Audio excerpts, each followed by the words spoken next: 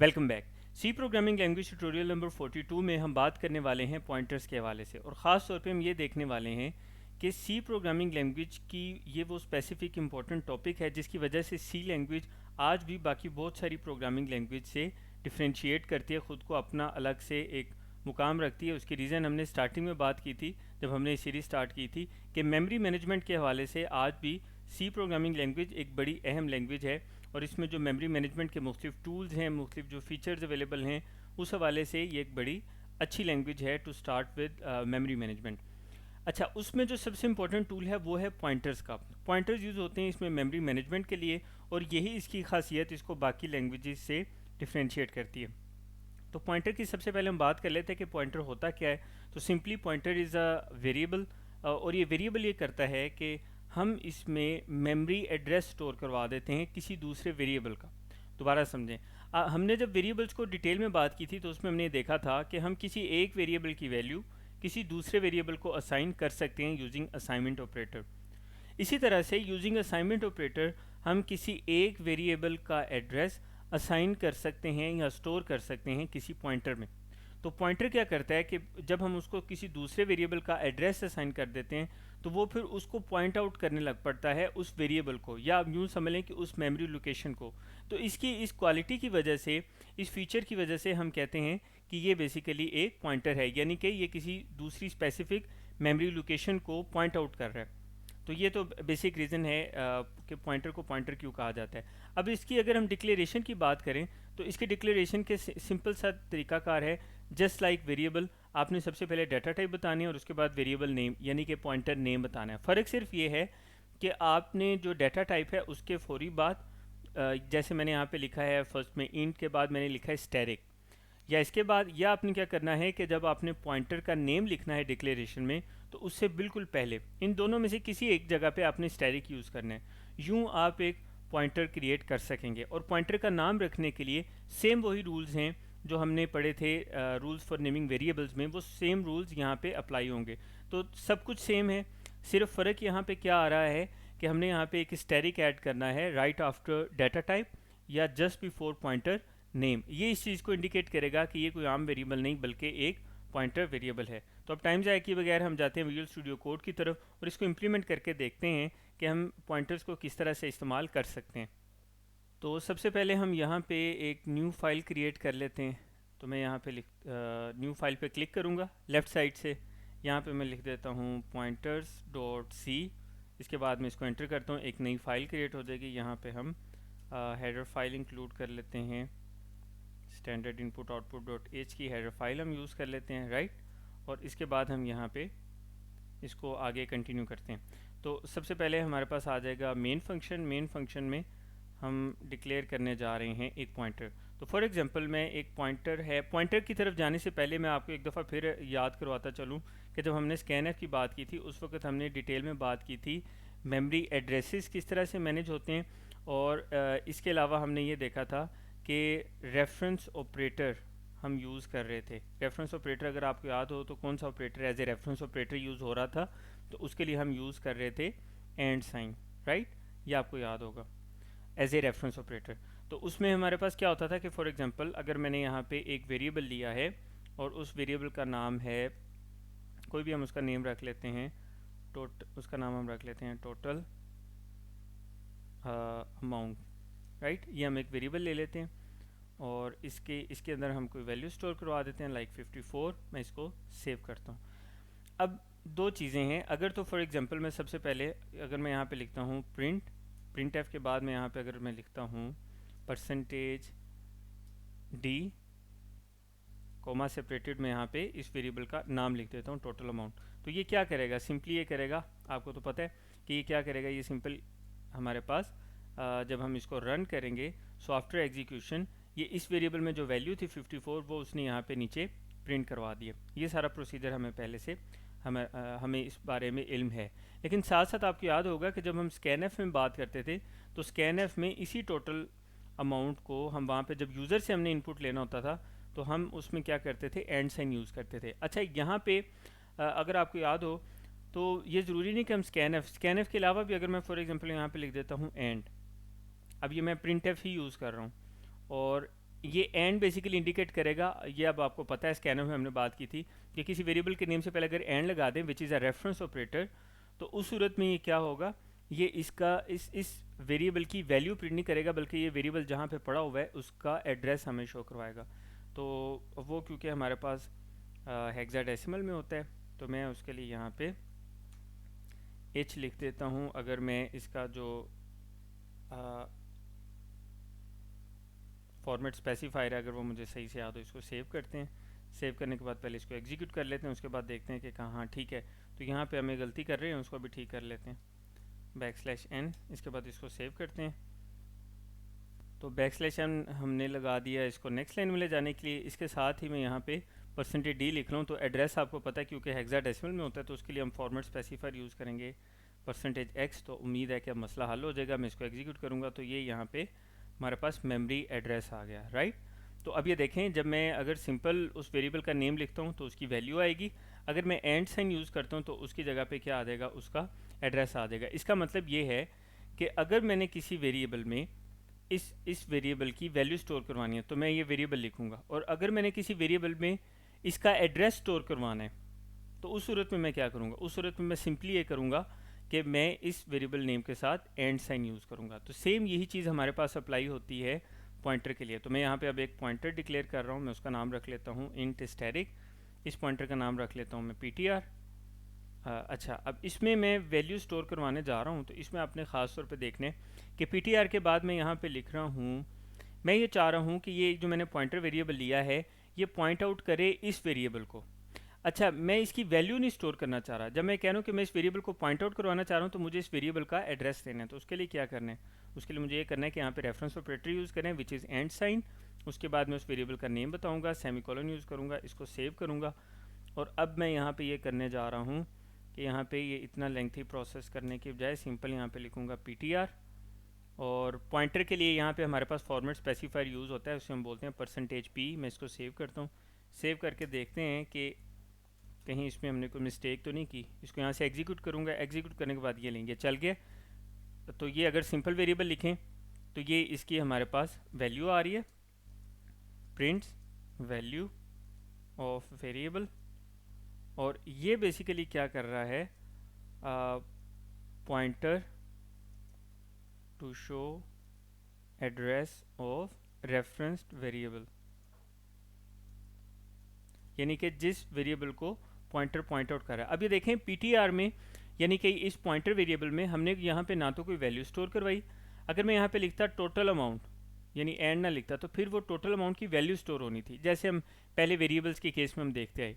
लेकिन पॉइंटर में क्योंकि पॉइंट आउट करवाना है तो मैंने इसकी डिक्लेरेशन के साथ, अच्छा ये भी ज़रूरी नहीं कि डिक्लेरेशन के साथ ही मैं वैल्यू लिखूँ, ये भी याद रखिएगा। जस्ट लाइक वेरिएबल्स हम ये कर सकते हैं कि मैं इसको यहाँ से यूँ करूँ और इसके बाद मैं इसके यहाँ पे इस तरह से भी मैं इसको अलग से, यानी कि वैल्यू उसको अलग से भी इनिशियलाइज़ करके दे सकते हैं।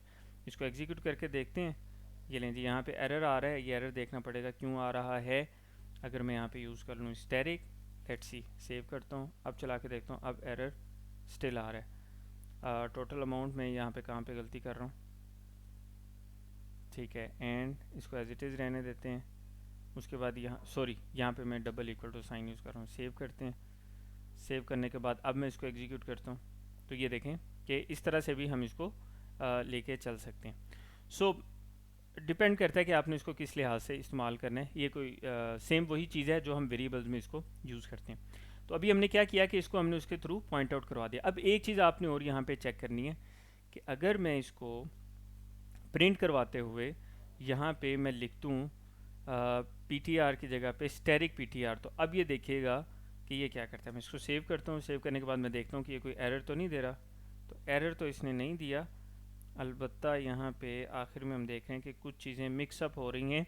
और वो मिक्सअप क्यों हो रही हैं उसकी रीज़न मैं आपको बताता हूँ। अच्छा, यहाँ पे आपने ना एक चीज़ का ख्याल करना है कि अगर प्रिंट एफ में डिक्लेरेशन में, तो मैंने आपको बता दिया कि आपने यहाँ पे ये स्टैटिक लगाना है जब भी आपने डिक्लेयर करना है, ठीक है। यहाँ पे मैं लिख भी देता हूँ, डिक्लेयरिंग अ पॉइंटर। अब जब हम इसको प्रिंट करते हैं ना तो उसमें हमारे पास दो तरह के रोल्स हैं। अगर मैं सिंपल ptr इसको प्रिंट करवाता हूँ, यहाँ पे %p यूज़ करता हूँ which is use for pointer variable, तो ये उसका यहाँ पे एड्रेस प्रिंट आउट करवा रहा है, राइट। बैकस्लैश n लिखने के बाद मैं इसको सेव करता हूँ। सेव करने के बाद में अगर मैं स्टैटिक पीटीआर यूज़ करता हूँ, यहाँ पे ये थोड़ा सा डिफ्रेंशिएट कर रहा है। स्टैटिक यहाँ पे दो अलग अलग मकासद के लिए इस्तेमाल हो रहा है। यहाँ पे स्टैटिक यूज़ हो रहा है इसको ये बताने के लिए कि पॉइंटर वेरिएबल है। यहाँ स्टैटिक क्या करेगा, मैं यहाँ पे फॉर्मेट स्पेसिफायर चेंज करके इधर लिखने लगा हूँ %d। उसकी रीज़न अभी मैं आपको बताता हूँ। यहाँ पर मैं लिखूँगा बैकस्लैश n, मैं इसको सेव कर रहा हूँ। तो अगर मैं प्रिंट एफ में ये बेसिकली जो पॉइंटर वेरिएबल है ये इंटीजर टाइप का ना, तो अगर देखें मैं अगर सिर्फ पीटीआर लिखता हूँ विदाउट स्टैटिक और यहाँ पे %p यूज़ करता हूँ, तो इट मीन्स कि मैं क्या चाह रहा हूँ कि पॉइंटर क्या करे, एड्रेस शो करे रेफरेंस वेरिएबल का। लेकिन अगर मैं स्टैटिक पीटीआर लिखता हूँ तो मैं बेसिकली चाह रहा हूँ pointer to show value of reference variable, यानी कि ये जो आपका ये जो पॉइंटर है पीटीआर, ये किस वेरिएबल को रेफरेंस कर रहा है, किस वेरिएबल को पॉइंट आउट कर रहा है, टोटल अमाउंट को, राइट। अगर मैं प्रिंट एफ में सिंपल पीटीआर लिखता हूँ तो उसका ये एड्रेस शो करेगा। अगर मैं स्टैटिक पीटीआर लिखता हूँ तो उसका ये उसकी वैल्यू यानी कि 54 वो इसको शो करना चाहिए। एक चीज़ का और ख्याल करना है, अब क्योंकि मैं वैल्यू शो करवाना चाह रहा हूँ तो वैल्यू इंटीजर में, इसलिए मैंने यहाँ पे %d या %i जो भी कन्वीनियंट हो वो हम यूज़ कर सकते हैं। मैं इसको सेव करूँगा, नीचे से स्क्रीन को मैं क्लियर करूँगा ताकि हमें ये जो तीनों लाइन्स हैं इसकी आउटपुट के हवाले से क्लैरिटी हो जाए। तो मैं इसको दोबारा से रन करने लगा हूँ। चलें जी, दोबारा से एरर आ गया। अभी मुझे दोबारा इसको देखना पड़ेगा कि इसमें ये एरर क्यों आ रहा है। सो लेट्स सी, मैं इस कोड को दोबारा से सेव करता हूँ। सेव करने के बाद दोबारा से एग्जीक्यूट करते हैं। चलें जी, अब एरर नहीं आया तो मोस्ट प्रोबेबली मैंने कोड सेव नहीं किया होगा। तो अब ये देखें, सबसे पहले इस लाइन को देखें, 54 प्रिंट हुआ। ये तो हमें सिंपल पता है, वेरिएबल्स के केसेस में हम थोड़ा डिटेल में पढ़ चुके हैं। टोटल अमाउंट ये वेरिएबल था, इसमें 54 पड़ा हुआ था। हमने ये लिखा कि इसमें प्रिंट एफ में सिंपल उस वेरिएबल का बताया तो उसकी वैल्यू प्रिंट होगी। और इसमें क्या कर रहा है, इसमें सेम वही काम कर रहा है कि अगर हम इस वेरिएबल के साथ एंड टोटल अमाउंट लिखते जो कि उसके रेफरेंस करता है उसके एड्रेस को, तो वही काम हमने क्योंकि यहाँ पे पॉइंटर वेरिएबल को पॉइंट आउट कर दिया टोटल अमाउंट यानी कि इस वेरिएबल की तरफ, तो ये बेसिकली क्या कर रहा है कि अगर सिंपल पीटीआर लिखते हैं तो ये उस वेरिएबल का जिसकी तरफ इसको पॉइंट आउट किया गया है, कि मैं यहाँ पे आपको ज़रा मेंशन भी कर दूँ कि यहाँ पे इस लाइन में हम क्या कर रहे हैं, पॉइंटिंग टू टोटल नंबर, यानी कि इस वेरिएबल की तरफ हम इसको पॉइंट आउट कर रहे हैं। तो अगर मैं सिंपल पीटीआर लिखता हूँ %p फॉर्मेट स्पेसिफायर के साथ, तो ये उस वेरिएबल का एड्रेस दे रहा है। ये दोबारा इसको समझें कि ये इस वेरिएबल का एड्रेस नहीं बता रहा, ये बेसिकली इस 54 का ही एड्रेस बता रहा है। इसको भी क्रॉस चेक भी कर सकते हैं हम। और सेम इसी अगर मैं और उसके बाद अगर स्टैटिक पीटीआर लिखते हैं तो स्टैटिक पीटीआर पे क्या होगा कि ये वाला वेरिएबल इसकी जो वैल्यू है वो आपको यहाँ पे शो करवाएगा विच इज़ 54। अब ये देखें यहाँ पे ये जो सिंपल पीटीआर है इसकी जगह में अगर ये वेरिएबल लिख के यहाँ पे देखें, अगर मैं एंड साइन के साथ ये मैं लिखता हूँ, सेव करता हूँ, तो भी देखें तो उस सूरत में क्या कर रहा है, सेम वही एड्रेस शो कर रहा है। अगर मैं इसकी जगह पे पीटीआर पॉइंटर वेरिएबल लिख देता हूँ विदाउट स्टैटिक, तो भी क्या करेगा, सेम आपको वही एड्रेस दे रहा है। इसका क्या मतलब है कि अब ये जो हमारा पॉइंटर वेरिएबल है इसमें इस वेरिएबल का एड्रेस पड़ा हुआ है, ये उस वेरिएबल को क्या कर रहा है, रेफ़र कर रहा है। तो ये एक कॉन्सेप्ट है हमारे पास पॉइंटर का जो बहुत ज़्यादा इंपॉर्टेंट है, मेमोरी मैनेजमेंट में हमें बहुत ज़्यादा हेल्प आउट करता है। लेकिन यहाँ पे हमें ख़ास तौर पे ख्याल भी करना होता है कि कहीं ऐसा ना हो कि किसी गलत पॉइंटर को किसी और वेरिएबल का रेफरेंस दे दें, तो इसमें थोड़ी सी हमें एहतियात भी करनी होती है। इसके अलावा टेक्निकली आपको यहाँ पे एक और चीज़ समझना बहुत ज़्यादा ज़रूरी है, वो ये है कि ये बेसिकली ये जो हमने किया है प्रिंट एफ स्टैटिक पी और इस पॉइंटर वेरिएबल को हमने प्रिंट करवाया है, तो यहाँ पे बेसिकली हमने वो रेफरेंस यूज़ किया है, राइट। और ये जो हमने स्टैटिक पीटीआर लिखा है और स्टैटिक पीटीआर में बजाय इसके कि इस पॉइंटर में ये जो एड्रेस स्टोर था ये शो होता, इसने क्या किया है कि इस पॉइंटर में जिस वेरिएबल का एड्रेस स्टोर था उसकी वैल्यू शो करवाई है। तो इस प्रोसेस को हम बोलते हैं डी रेफरेंस, ये भी आपने याद रखना है। तो ये दो कॉन्सेप्ट्स हैं, रेफरेंस का और डी रेफरेंस का। इसी तरह से एक और दिलचस्प बात आपको यहाँ पे बताता चलूँ कि हमारी जो अरेज हैं वो भी पॉइंटर्स के तौर पे बिहेव कर रही होती हैं। उसकी मैं आपको एक मिसाल दिखाता हूँ। फॉर एग्जांपल हमने एक इंटीजर टाइप की अरे ली, उसमें उसका हमने नाम रख लिया इंट नंबर्स, ठीक है। और उसको हम यहाँ पे वन डायमेंशनल अरे लेते हैं और इसके बाद मैं यहाँ पे लिखता हूँ कुछ वैल्यूज़ लिख देता हूँ, 43 लिख देते हैं, 54 और 45। अब ये एक छोटी सी एरे हमने यहाँ पे की। तो अब ये देखिए अगर मैं यहाँ पे प्रिंट एफ स्टेटमेंट यूज़ करूँ और प्रिंट एफ स्टेटमेंट यूज़ करते हुए मैं यहाँ पे अगर लिख दूँ परसेंटेज डी लिख दूँ, नहीं परसेंटेज मैं यहाँ पे लिख देता हूँ पी, यानी कि पॉइंटर के तौर पे मैं आपको दिखाना चाह रहा हूँ कि किस तरह बिहेव कर सकती है। और यहाँ पे मैं यूज़ करता हूँ कोमा सेपरेटेड। वैसे अगर मैं यहाँ पे लिखूँ नंबर्स, तो पहले तो हम ये देखते हैं कि ये इसके साथ किस तरह से इसका बिहेवियर क्या है। मैं इसको सेव करता हूँ। सेव करने के बाद मैं नीचे से यहाँ से स्क्रीन क्लियर कर रहा हूँ। अब ये देखिएगा सबसे आखिर में, क्योंकि हमने ये लिखा है तो सबसे आखिर में इसकी आउटपुट आएगी। ये आखिरी लाइन देखें 0061FF0C, ये क्या है बेसिकली, ये नंबर्स यानी कि इस अरे का एड्रेस है, राइट। क्योंकि मैंने यहाँ पे परसेंटेज पी यूज़ किया। अगर मैं यहाँ पे परसेंटेज डी यूज़ करूँ, अब सेव करूँ, अब इसको मैं एग्जीक्यूट करूँ, तो अब देखें क्या आ रहा है। अब ये मिलता जुलता नंबर आ रहा है लेकिन ख़राबी के साथ आ रहा है। अब मैं आपको बताता हूँ कि ये बेसिकली क्या है। तो मैं परसेंटेज डी को दोबारा से परसेंटेज पी कर रहा हूँ ताकि ये एज ए पॉइंटर इसका एड्रेस यहाँ पे शो करे। दोबारा से मैं इसको एग्जीक्यूट कर रहा हूँ, ये देखें सेम वही एड्रेस आ रहा है। अब ये जो एड्रेस है, आप यकीनन सोच रहे होंगे कि मैंने क्योंकि यहाँ पे पी लिखा है जो कि पॉइंटर का फॉर्मेट स्पेसिफायर है, तो ये बेसिकली ये जो नंबर्स नाम की ये जो हमने अरे लिया है ये इसका एड्रेस है। ऐसा नहीं है।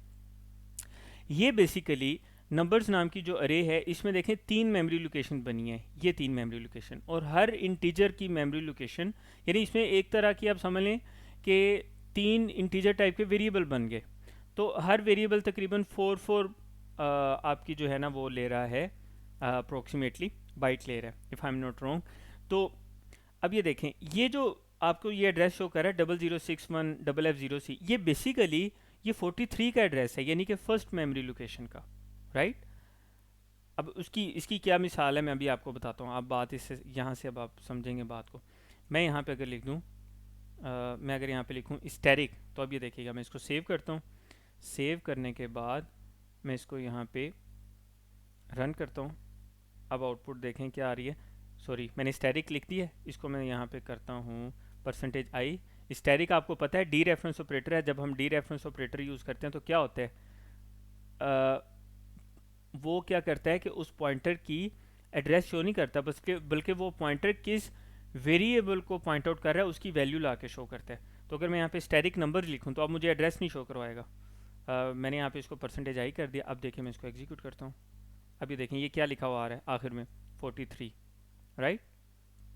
अब ये सवाल ये है कि ये 43 कहाँ से आ रहा है। ये 43 बेसिकली ये फर्स्ट वैल्यू इसने दी है, सेकंड और थर्ड वैल्यू नहीं दी। इसका मतलब वो स्टैटिक के बगैर, अगर इस अरे के नेम को मैं स्टैटिक के बगैर लिखूं और यहाँ पे मैं लिखूं पी, तो मतलब बताने का ये है कि ये जो एड्रेस आ रहा था, ये थोड़ी सी बात मुश्किल है, ये जो एड्रेस आ रहा था ये भी इस फर्स्ट मेमोरी लोकेशन का था, राइट। तो आपकी जो हमारी जो अरेज हैं सी लैंग्वेज में वो भी पॉइंटर का रोल प्ले कर रही होती हैं। इस वजह से मैंने अभी थोड़ी देर पहले बात की कि सी लैंग्वेज में जो मेमोरी मैनेजमेंट है वो उसको डिफ्रेंशिएट करती है बाकी दूसरी बहुत सारी प्रोग्रामिंग लैंग्वेज से। तो सी लैंग्वेज का जो ये जो पॉइंटर का कॉन्सेप्ट है बहुत स्ट्रॉन्ग है। अच्छा अब आगे चलते हैं। अब आपको एक और इसका सिनेरियो दिखाते हैं कि मैंने यहाँ पे लिखा नंबर्स। मैं इसको यूँ करता हूँ कि ब्रैकेट में करते हैं। ब्रैकेट में करने के बाद मैं यहाँ पे इसको +1 लिख के देखता हूँ। +1 लिखने के बाद मैं इसको सेव करता हूँ। उम्मीद है कि कोई एरर नहीं आएगा। इसको रन करता हूँ तो एरर नहीं आया। ये देखें यहाँ पे एड्रेस अलबत्ता चेंज हो गया। यहाँ पे पहले एड्रेस क्या आ रहा था 61FF0C। नीचे आउटपुट पे थोड़ा सा गौर करें, मैं इसको ऊपर कर देता हूँ आउटपुट को। तो यहाँ पे देखें कि पहले प्रीवियस आउटपुट में क्या आ रहा था 0061FF0C, नीचे क्या आ रहा है 0061FF10। थोड़ा सा डिफरेंस आ रहा है। यहाँ पे आखिर में 0C आ रहा है, यहाँ पे क्या आ रहा है 10 आ रहा है। यहाँ पे अब आपके समझने की बात है। अब बेसिकली ये जो मैंने इसमें लिखा है ना नंबर +1, नंबर से मुराद इसका ये अरे नेम था। +1 जब मैंने लिखा, आपको पता है कि पहला जो इंडेक्स होता है अरे में, पहला इंडेक्स क्या होता है 1 होता है। अगर आपको लगता है कि पहला इंडेक्स 1 होता है तो इसका मतलब कि आपको सी लैंग्वेज में अरेज के कॉन्सेप्ट का बिल्कुल नहीं पता, बल्कि आपको प्रोग्रामिंग में ही अरेज के कॉन्सेप्ट का नहीं पता। इसलिए वापस जाएं प्रीवियस सेगमेंट में और अरेज के कॉन्सेप्ट को स्टेप बाय स्टेप अच्छी तरह से समझ के आएँ। तो अगर आप मेरी बात समझ गए हैं तो आप ये भी समझ गए होंगे कि असल में यहाँ पे ये जो फर्स्ट लोकेशन है इसका इंडेक्स होता है 0। तो पहले इसका एड्रेस शो करवा रहा था। जब हमने लिखा +1 तो उसने क्या किया, उसके इंडेक्स में +1 कर दिया, विच इज़ 0 + 1 1। तो इंडेक्स 1 पे 54 पड़ा हुआ है। अब इसका सबूत क्या है। इसका सबूत ये है कि अगर मैं यहाँ पे लिख दूँ स्टैटिक और मैं यहाँ पे परसेंटेज p की जगह पे लिख दूँ i, तो अब ये देखिएगा कि 43 प्रिंट नहीं करेगा बल्कि 54 प्रिंट करेगा। यानी इस अरे के फर्स्ट इंडेक्स में उसने, first index mean zero index में उसने 1 ऐड किया तो इस लोकेशन पे आ गया। अब इसकी वैल्यू मुझे शो करेगा, तो मैं इसको सेव कर रहा हूँ। सेव करने के बाद मैं इसको यहाँ से रन कर रहा हूँ। अब देखें नीचे आउटपुट में क्या आ रहा है, 54। ये 54 कहाँ से आ रहा है, यहाँ से आ रहा है, राइट। तो इस तरह से जो हमारी अरेज हैं उनको भी हम पॉइंटर्स के तौर पे इस्तेमाल कर सकते हैं, और यूं इस अरे के थ्रू हम लूप भी बना सकते हैं, उस लूप के थ्रू भी हम इसको चला सकते हैं। अगर मैं फॉर एग्जांपल ये चाहूँ कि इस अरे में जितने भी हमारे पास ये मेमोरी लोकेशन हैं, यानी 3 मेमोरी लोकेशन है ना 4-4 बाइट्स के फासले पे, तो इन तीनों मेमोरी लोकेशन के एड्रेसेस मुझे शो करें, तो मैं यहाँ पे सिंपली क्या करूँगा, एक लूप क्रिएट करूँगा, फॉर लूप। उस पर मैं रख दूँगा इंट, और इसको मैं कह देता हूँ i इज़ इक्वल टू 0, और इसके बाद मैं इसको लिख देता हूँ यहाँ पे i इज़ लेस देन 0 1 2 0 1 2 3 लिख देता हूँ, i प्लस प्लस। उसके बाद ये कोड आ रहा है, इस प्रिंट एफ को मैं यहाँ से उठाऊँगा, इस जगह पे ले आऊँगा। पहले तो मैं आपको ये पहले इसकी वैल्यू डी रेफरेंस ऑपरेटर यानी कि इस स्टैटिक एड्रेस की वैल्यू पहले मैं आपको प्रिंट करवा के दिखाता हूँ। नंबर्स प्लस आई कर देते हैं हम इसको ना, क्योंकि फर्स्ट टाइम 0 होगा तो 0 प्लस 0, तो फर्स्ट टाइम ये वाली वैल्यू शो करेगा, फिर सेकंड टाइम इसकी वैल्यू 1 होगी तो ये करेगा, फिर इसी तरह इसको करेगा। सेव करके देखते हैं, उम्मीद है कि कोई मसला नहीं आएगा। रन करता हूँ इसको मैं, ये लें जी, ये आखिर में आ गया 43 54। ये स्पेस आ रही है इस आउटपुट में, प्रिंट एफ में जो मैंने स्पेस दी है 54 और 45। चेक कर लेंगे, ये वैल्यू है 43 54 और 45। अब ये मैंने डी रेफरेंस ऑपरेटर्स के ज़रिए उस अरे को मैंने एज ए पॉइंटर बिहेव करवाया है। अच्छा सॉरी, अभी डी रेफरेंस ऑपरेटर, अब अगर मैं इसको एज ए पॉइंटर बिहेव करवाऊँ तो मैं क्या करूँगा, मैं इसको यहाँ से मिटाऊँगा स्टैटिक को। ये मैंने क्या किया है, स्टैटिक को सिर्फ मिटाना है। नंबर्स प्लस आई आ गया ब्रैकेट में, और यहाँ पे आई की जगह पे मैं क्या लिखूँगा, पी लिखूँगा, ताकि ये पॉइंटर के तौर पे बिहेव करे। अब ये क्या करेगा, इसके एड्रेसेस शो करेगा, पहले इसका एड्रेस शो करेगा, फिर इसका एड्रेस शो करेगा, फिर इसका एड्रेस शो करेगा। दरमियान में स्पेस आ रही है, मैं इसकी जगह पे \t लिख देता हूँ ताकि थोड़ी ज़्यादा स्पेस आ जाए। अब मैं इसको रन करूँगा, अब देखें ज़रा आउटपुट, ये देखें आखिर में ये फर्स्ट एड्रेस है, सेकंड एड्रेस, थर्ड एड्रेस। ये किसका एड्रेस है, गेस करें, 43 का। ये एड्रेस किसका है, ये 54 का एड्रेस है, और ये एड्रेस किसका है, ये 45 का एड्रेस है। तो यूँ हम पॉइंटर्स को यूज़ कर सकते हैं अरेज के साथ भी। और इन एड्रेसेस में अब देखें आखिर में डिफरेंस आ रहा है थोड़ा थोड़ा, यानी कि यहाँ पे 08 आ रहा है, यहाँ पे आखिर में 0C आ रहा है, और यहाँ पे 10। और ये डिफरेंस क्यों आ रहा है, क्योंकि फर्स्ट 4 बाइट इसने लिए, फिर अगला एड्रेस इस 4 बाइट के बाद बना, फिर इसी तरह से नेक्स्ट इसके बाद बना। तो वैसे आ कंजेक्टिव मेमोरी लोकेशन में रही हैं, तो इसलिए आप देख रहे हैं स्टार्टिंग का जो एड्रेस है वो इसका सेम आ रहा है। तो वीडियो काफ़ी लेंथी हो गई है, बहरहाल हमने डिटेल में बात कर ली है पॉइंटर्स के हवाले से कि सी प्रोग्रामिंग लैंग्वेज में पॉइंटर्स का कंसेप्ट क्या है, क्या रीज़न है कि पॉइंटर्स की वजह से आज भी सी प्रोग्रामिंग लैंग्वेज बहुत सारी दूसरी प्रोग्रामिंग लैंग्वेजेस से बेहतर है। मेमोरी मैनेजमेंट का हमने कंसेप्ट देखा, डी रेफरेंस ऑपरेटर देखा, और देखा कि पॉइंटर हम किस तरह से यूज़ कर सकते हैं किसी दूसरे वेरिएबल का रेफरेंस देने के लिए, किसी दूसरे वेरिएबल को पॉइंट आउट करवाने के लिए, और किसी दूसरे वेरिएबल का मेमोरी एड्रेस स्टोर करवाने के लिए। यहाँ पे हमारा एक बड़ा इंपॉर्टेंट सेगमेंट था जिसमें हमने अरेज के बारे में बात की, पॉइंटर्स के बारे में बात की, और मेमोरी एड्रेसेस के बारे में बात की। तो जो प्रोसीजरल लैंग्वेज है सी प्रोग्रामिंग लैंग्वेज का जो कंसेप्ट है वो यहाँ पे हमारे पास कंप्लीट होता है। नेक्स्ट ट्यूटोरियल से ऑनवर्ड हम डिटेल में बात करने वाले हैं सी प्रोग्रामिंग लैंग्वेज में जो फंक्शनल प्रोग्रामिंग का कंसेप्ट है, यानी फंक्शंस क्या होते हैं, फंक्शंस को हम किस तरह यूज़ करते हैं, हम खुद किस तरह से फंक्शंस क्रिएट कर सकते हैं। स्टार्टिंग फ्रॉम नेक्स्ट ट्यूटोरियल हम इसके बारे में डिटेल में बात करेंगे। ये जो कोड आप सारा देख रहे हैं, ये कोड अगर आपको चाहिए हो तो इसी वीडियो की डिस्क्रिप्शन में आपको गिटहब रिपोजिटरी का लिंक मिल जाएगा, वहाँ से आप इस कोड को कॉपी कर सकते हैं। इस वीडियो के आखिर में और इस वीडियो की डिस्क्रिप्शन में सी प्रोग्रामिंग लैंग्वेज की सीरीज़ जिसका ये वाला ट्यूटोरियल हिस्सा है, वो आप कंप्लीट ट्यूटोरियल्स देख सकते हैं step by step starting from zero. उसको आप ज़रूर देखें अगर आपका कोई कॉन्सेप्ट मिसिंग है। मिलते हैं अगले ट्यूटोरियल में।